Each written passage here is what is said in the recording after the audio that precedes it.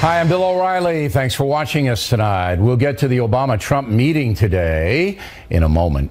Pretty interesting stuff. But first, is there a civil war brewing in the USA?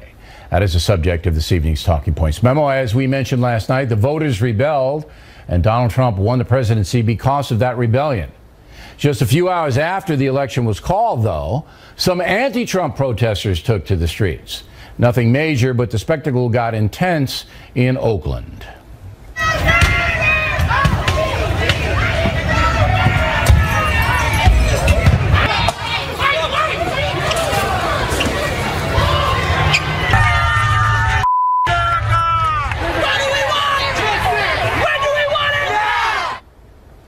The main beef seems to be that left-wing protesters don't respect an honest election. By the way, that's a hallmark around the world. Every communist and socialist takeover from Cuba to Venezuela to Soviet Russia back in the early 20th century featured violence and assaults on freedom. Here in the USA, we honor protest, but increasingly, we are seeing people who want our system destroyed. If we don't fight, who's going to fight for us? People had to die for your freedom where we're at today. We can't just do rallies. We have to fight back. There will be casualties on both sides. There will be, because people have to die to make a change in this world. Now, do I believe that woman wants to kill people? No, I don't. I think she's simply hysterical. But there are people, agitators, who do want to hurt you, who do not believe the way you do. A lot of us, especially I think as young people, are really shocked, not okay with this decision, not okay with our system. We're here to speak out. We're here to really create the revolution that we know is possible. Now, that woman's a moron. The revolution is going the other way, as we saw when almost 60 million Americans voted for Trump, a man with no political experience. That ballot box protest was peaceful. It's the way our republic works. No one was hurt, no one terrorized, no one killed. Unfortunately, our system is not being respected in many American public schools. More than 1,000 students walked out of Berkeley High School in California.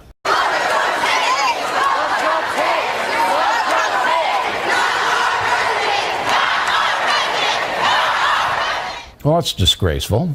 And in San Francisco, there's talk that the state of California should secede from the union. I would love to see us become our own country in a ways, you know, the Republic of California. It feels so surreal. It feels unreal. Well, it sounds like the South before the Civil War, does it not? Finally, the race hustlers are very angry. Chief among them, Al Sharpton, who despises Donald Trump. But he cannot say he did not run a campaign that has created a lot of racial fears and a lot of divisiveness. And he played to the crowd, and he knew what he was playing For to. sure. I know him here in New York. He knew exactly what he was doing. He was playing to the worst elements. We need to analyze. This man's going to be president. And all that many of us have fought for all our life is at stake. And we're not going down without a fight. Donald needs to know that. So what kind of fight, Al? Are you going to encourage violence like you've done in the past? Are you going to spout hatred, which is one of your trademarks? Are you going to divide Americans along racial lines, which has made you a fortune? I'd like to see Al Sharpton run for office, and we find out what kind of constituency he really hears, not puppets at some cable network. All right. On the racial front, Talking Points has analyzed the vote on Tuesday. We found that more than 1 million African Americans stayed home as compared to 2012. The stats are these. There were about 15.6 million votes cast by blacks. In 2012, that number was 16.7 million. The effect was devastating on the Democrats as Trump won Wisconsin by just 27,000 votes. In Michigan, he's ahead by only 12,000 votes. And in Pennsylvania, Trump won by 68,000 votes. Had black Americans voted the same way they did in 2012, say hello to President Hillary Clinton. The reason some African Americans did not turn out is that a number of them simply don't trust Hillary Clinton. On the Donald Trump front, he got 13% of the black male vote as opposed to Mitt Romney getting 11% in 2012. Black females supported Trump to the tune of 4% as opposed to 3% last time around. So Trump outperformed Romney by 3 points among black Americans. Summing up, talking points respects sincere protest. If you believe Donald Trump is not good for America, I have no problem with you displaying that opinion. However, if you hurt someone, destroy something, or promote anarchy, you then become a danger to the republic. That kind of stuff needs to be punished, and quickly. Also, we are living in an amazingly destructive, politically correct environment here in America. Just because something offends you doesn't mean you have the right to hurt or destroy. The new president might want to make that very clear. And if you don't like it, Canada and Mexico are nearby. They might be happy to have you. Then again, they might not. Beck Sabin tonight, President Obama meeting President-elect Trump. The two got together earlier today, and Martha McCallum has been following this historic situation. So I want the dish. I don't want all the phony stuff. They get along, these two? Do you think? I mean, it looks like they did okay. They were in there for 90 minutes. Originally, it was scheduled for an hour, although Donald Trump said it was supposed to be 10 to 15 minutes. Just the two of them. Yeah. No reporters, no staff in the room. Right. When they did finally come out in the statement that you're looking at right now, they weren't really looking at each other all that much. Let's look at the body language. Remember we used to do the body language? I do. Became experts. The body language for Obama is not bad. He's leaning toward Trump, but Trump is not leaning toward him. They did not look at each other and make eye contact a whole lot until the very end. Oh, he's back. He's looking at the fireplace. One of the big questions was whether or not why there was no picture. We were all watching. We covered this live this morning on America's Newsroom, and there was no moment when Melania and Donald Trump and Mr. and Mrs. Obama stood together, which typically does happen. Josh Earnest came out and said, don't make a big deal out of this. There was nothing that was canceled this morning. But the fact of the matter is, it did not happen. Okay. And it has happened in the past. Now, the president has made it, and to his credit, no doubt, clear that he wants a smooth transition and is rooting for Donald Trump. Whether that's true or not, I mean, we don't know. Trump said today something interesting, that some of the conversation was cordial, but some of it was not. But we don't have any idea on the not part, right? No, I mean, clearly these two men have very different perspectives on how the country should be run, and nobody expected that they were going to resolve those in the middle of this moment. They had never met each other before, despite the fact that they were in the room together for the White House Correspondents' Dinner, which we all remember, which was incredibly icy. The president went after Donald Trump for almost a full 5 minutes during that speech that night, and a lot of people think it was one of the impetuses for Donald Trump deciding that he wanted to be in the White House himself. I'll tell you another thing. There was a picture of the long faces of the White House staff as they stood outside the building waiting for the motorcade to pull up. Valerie Jarrett, Jen Psaki. Well, they've had 8 years. I mean, come on. You guys couldn't have had a bigger run than you had. But they were expecting to be open-armed embracing Hillary when she walked in those doors. One of the things that I noticed was at the very end of the dog and pony show, all right, President Obama said something interesting to Trump. Roll it.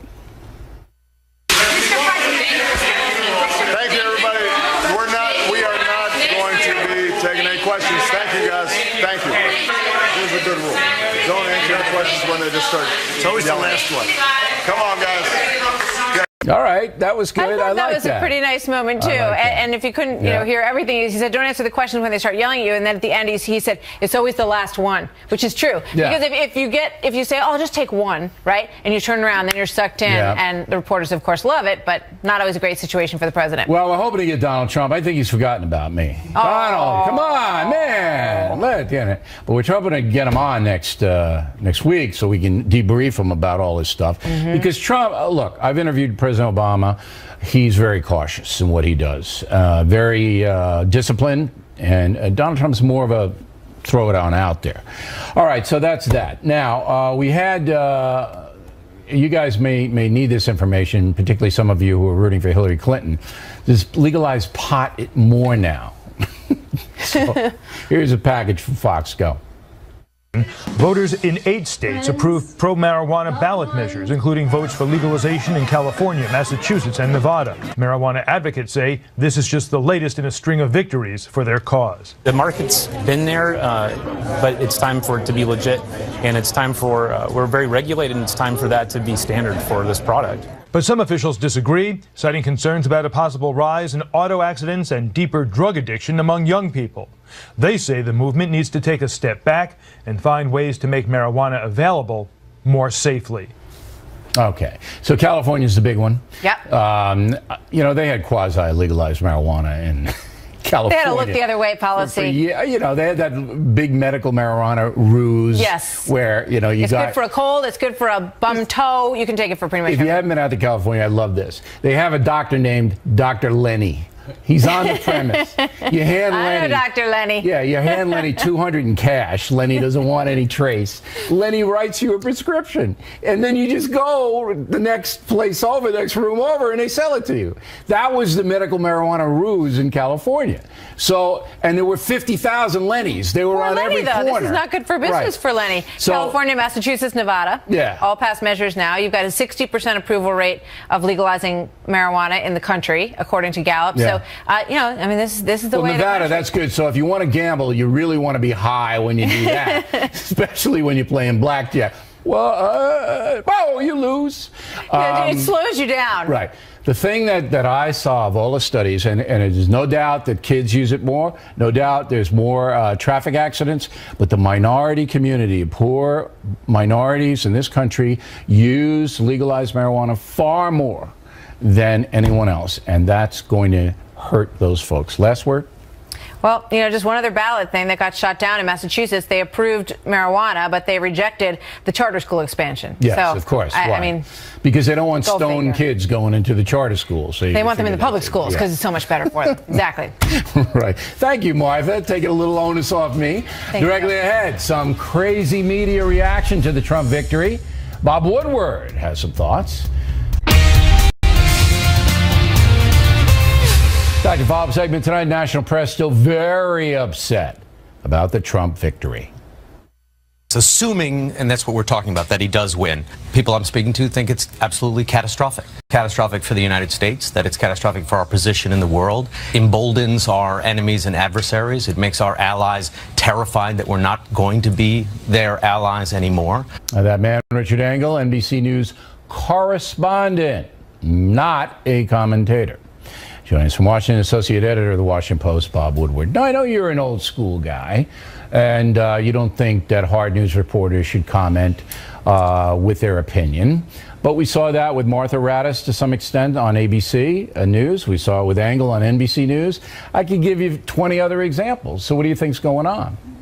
Well, I think in the case of Richard Engel, who's really one of the best foreign correspondents anywhere in the world for any U.S. or even foreign broadcast service, it seems like he might, when he said people he was talking to, presumably those would be foreign government officials or officials here. So I don't think that particular segment crossed the line at all. All right. Well, I disagree with you, because if he's going to do that, he has to put a name on it. Okay, number one, you don't do anonymous sources because anybody can make that up.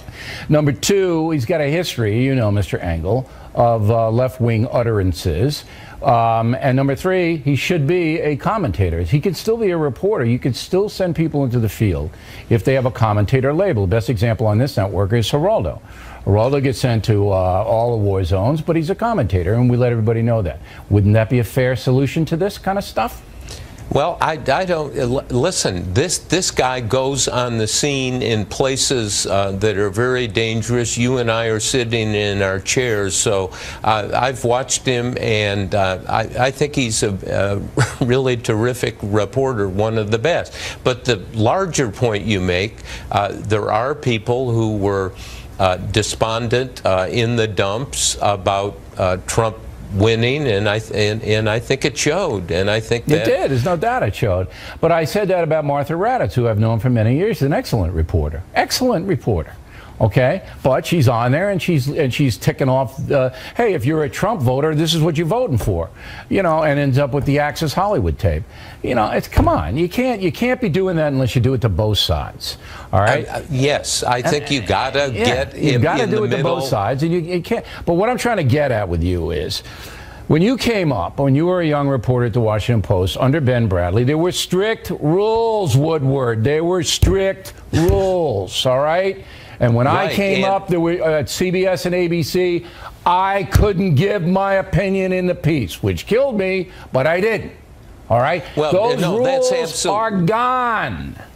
Yeah, but under Bradley, the rule 1 was don't go on television, and rule 2 was no gloating.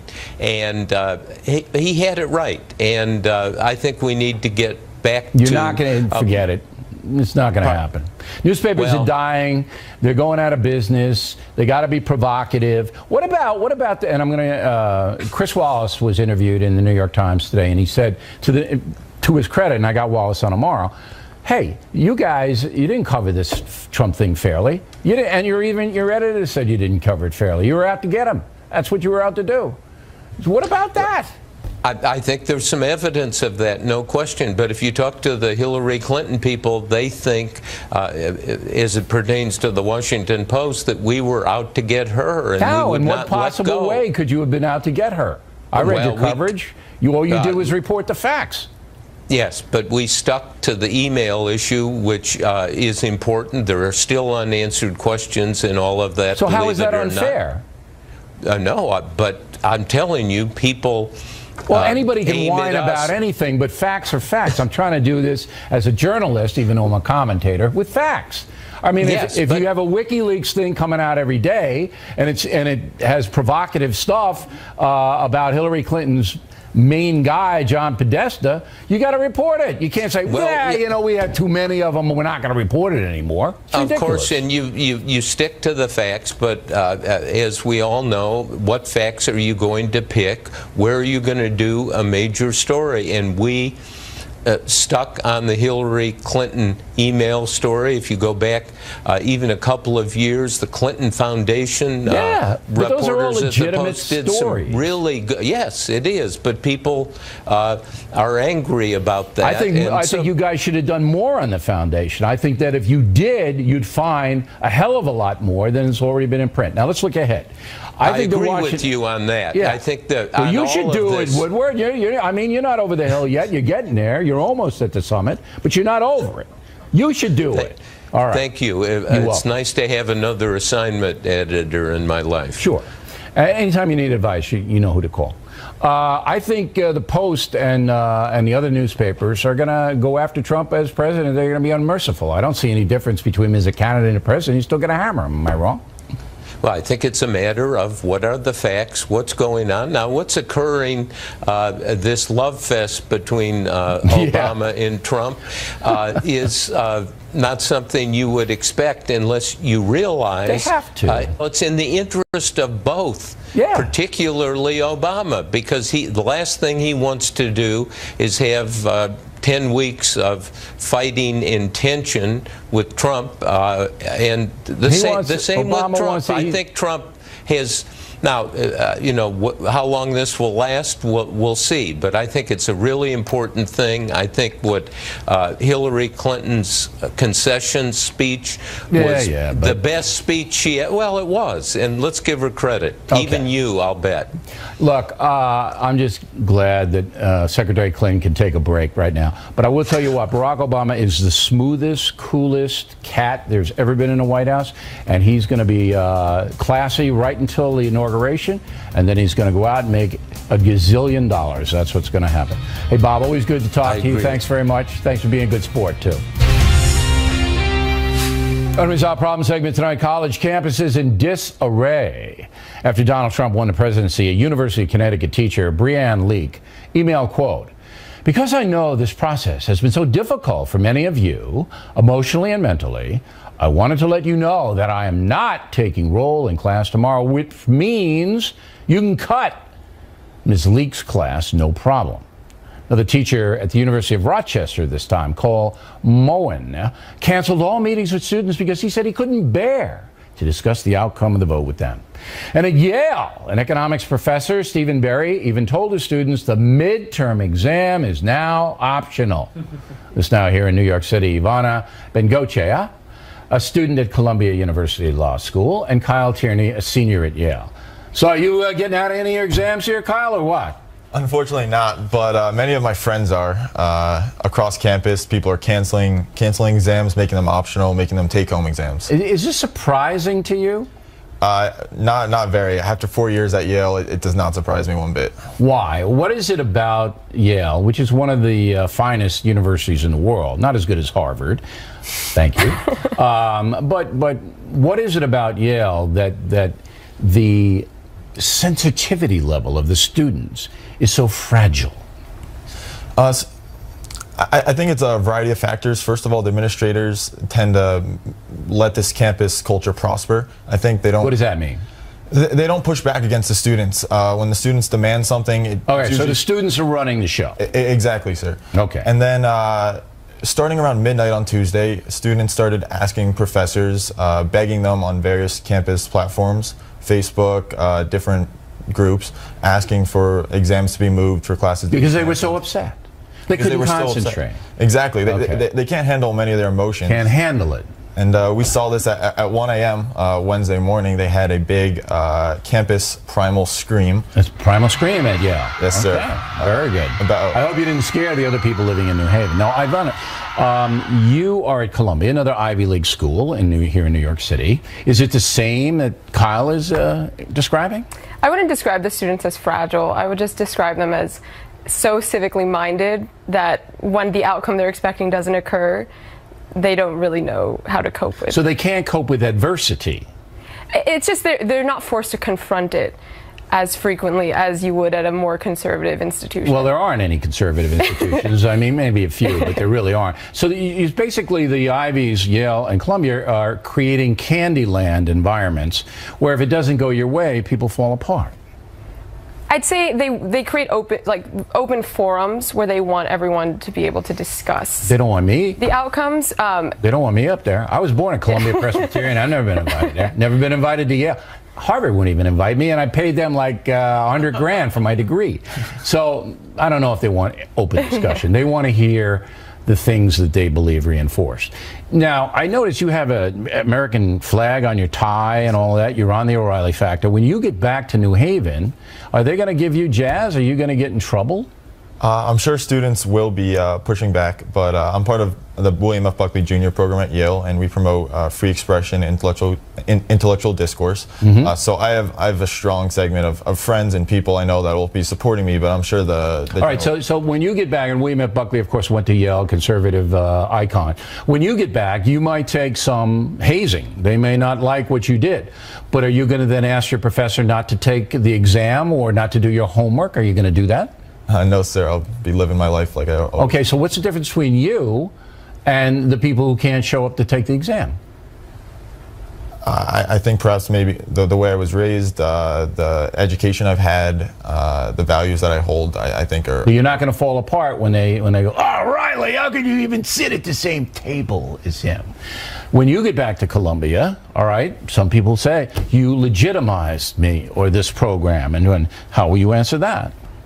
You know, they are entitled to their opinion just as I am to mine. It's no secret that I affiliate with the Republican Party. I used to be in charge of our club at Columbia. So you used to be in charge of the Republican club? Yes. Now, did you lose friends or were you punished by your instructors in any way for your political beliefs? I had one incident with a professor where I think she clearly just could not stand me because she knew I was president of the Republican club. Is that right? Did she take it out on your grade?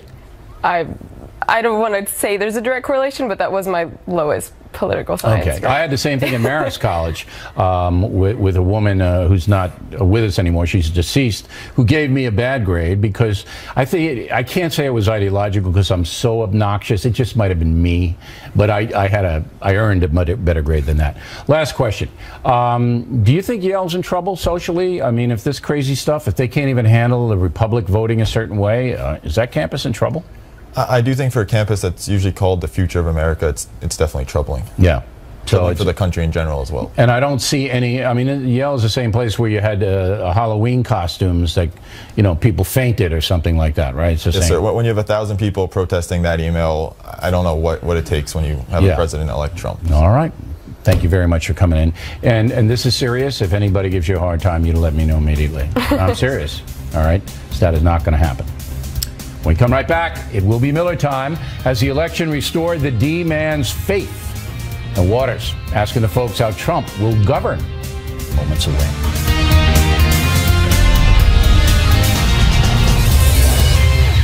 Thanks for staying with us. I'm Bill O'Reilly in the Miller Time segment tonight. As you may know, the sage of Southern California has been a bit distraught about the state of the country lately. But now things have changed big time. Miller joining us from Santa Barbara. Have they changed, Miller, or do you think it's not so dramatic? Well, Bill, let me say this. I re-met John Doe yesterday. I knew a lot of people had been driven into the catacombs because, quite frankly, you got to watch what you say nowadays. There are a lot of people out there with love in their heart who will wish you dead if you don't have as much love in your heart as they do. So, dangerous times. But I didn't realize it was 5%, which it appears to be what it was. So I re-met John Doe yesterday, and the yield of it, I think, will be good for this country. I saw Trump go down today, and I guess they christened it at the White House today. It was Orange Lives Matter. And he was there 10 minutes early because time is money. Listen, I can't pretend I'm not happy about this. I voted for not Hillary. I've been saying that for 2 years. I think Hillary, I thought she was deplorable before deplorable was cool. And, I'm just not a fan of her. So I think Trump has to do this. He wants to bring this country together. Here's my 5 points I would do. I would repeal Obamacare because it's not working. I'd start pricing things out of state and see if the free markets can bring it down. If it doesn't work, I'd be a pragmatist and say, all right, we'll go back to whatever Obamacare is, but I'm going to try this. 2 things. These are in tandem. I would make it hard to get into this country, and I would make it easy to start a small business in this country. We got those 2 things screwed up right now. Fourthly, I would kill terrorists before they terrorize and not after they terrorize. I would do that in a shot. And as far as the environment goes, I want clean air, I want clean water. Anything else, don't let the wind turbine hit you in your ass on the way out. And I think Trump's going to be a pragmatist about this stuff and solve some problems. And you know who I feel really happy for is those 20 kids who are getting shot every weekend in Chicago. Because people can talk about caring all they want, but this system is not working for the disenfranchised in this country now. It's kind of working. It's like in Alien where you see that thing where they barely keep somebody going so they can feed on them. It kind of works that way, but there are too many people being shot in Chicago, innocents, every weekend. Let's try something else and see if that works. And if that makes me a bad guy, so be it. No, you had National Guard in there 3 years ago, but the mayor of Chicago and the governor of Illinois, they don't care. Now, how long are you going to give? I don't find that as caring as they say it is. They don't care. They don't. Look, if you understand public policy and you understand crowd control and you understand public safety, and you have a situation where thousands of poor people are being slaughtered in the streets, you put the National Guard there to stop it. It's not complicated, and they will not. Now, how long are you going to give Trump to start to implement throwing out Obamacare, which is, going to be controversial? Can I tell you, I'm sick of this country. I'm sick of this country taking stands about how long they're going to give. I even did that with Obama. I said, I'll give him.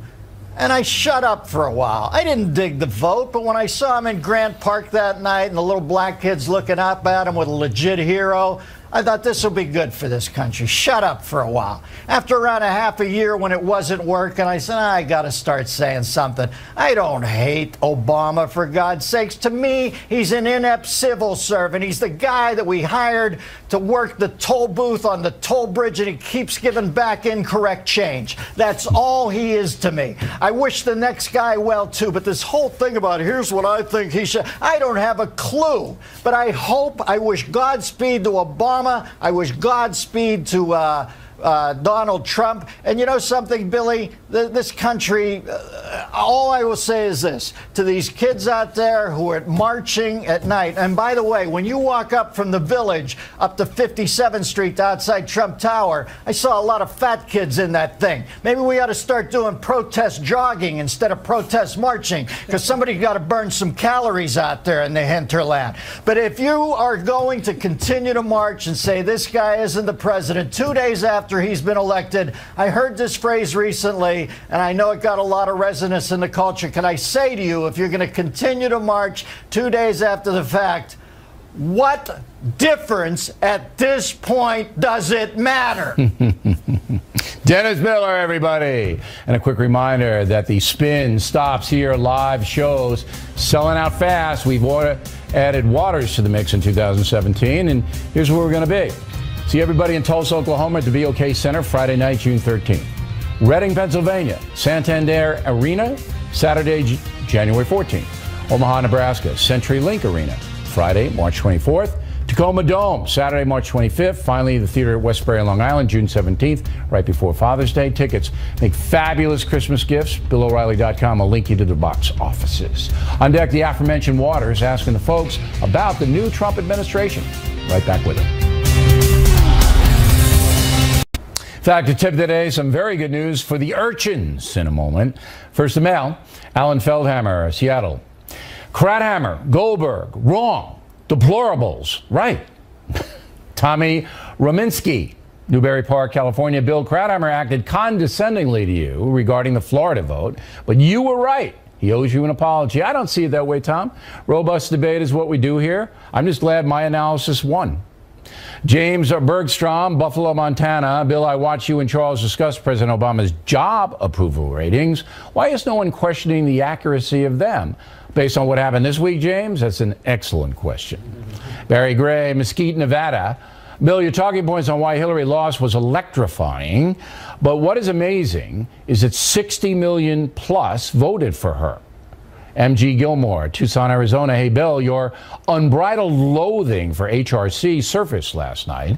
Very fair of you to keep that bottled up. No loathing here, sir. Just honest analysis on why Secretary Clinton lost. That's it. Jay Alette, Quebec City, Canada. Bill, your talking points was the best I've ever heard.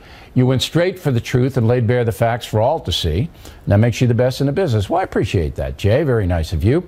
The folks should know why Secretary Clinton lost. And if you missed the memo, it's posted on BillO'Reilly.com. By the way, about 10 million viewers watched The Factor last night. And we thank each one of you. That's zombie territory. All right, now we're starting to outrate the zombies. Even the zombies watched. They put aside whatever the zombies do, and they watched. Michael Berger, Dusseldorf, Germany. O'Reilly, it took me years to find common ground with you. Now, older and wiser, I believe you're a shining light in the biased media world. Tough, straight, and informed. Well, donko, Mike. We appreciate that. Bob Kasakar, Ontario, Canada. Bill, my dog, Wild Thing, howls when Wolf Blitzer is on, but calms down when the Factor appears. Well, maybe he just doesn't like beards, Bob. Matthew Herzer, Great Falls, Montana. Killing the Rising Sun is a gut-wrenching and compelling book. Holds a powerful meaning for all vets who sacrifice so much. With Veterans Day this week, I thank O'Reilly and Martin Dugard for writing the book. Well, thank you for the reminder that Vets Day is Friday, Matt, and thank you.